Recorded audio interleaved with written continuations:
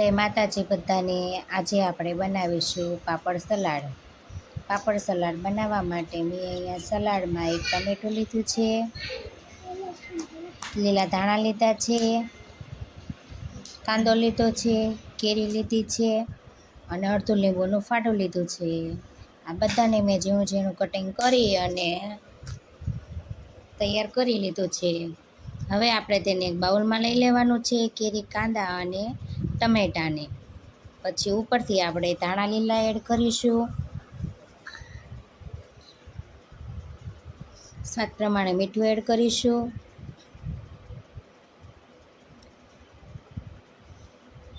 લીંબુનો રસ એડ કરીશું,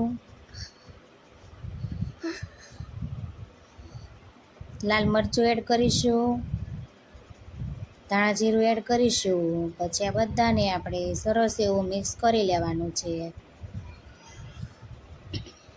મિક્સ કર્યા પછી આપણે તેને પ્લેટમાં લઈ લેશું। પ્લેટમાં લીધા પછી મેં અહીંયા 2 પાપડ અડદના શેકી અને લઈ લીધા હતા।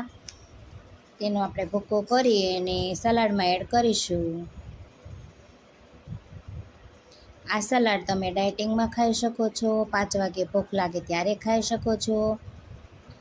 લીલા ધાણા એડ કરવાના છે ઉપરથી। આપણે આ બધું સરસ એવું મિક્સ કરી અને તમે ખાઓ તો ખૂબ સરસ લાગે।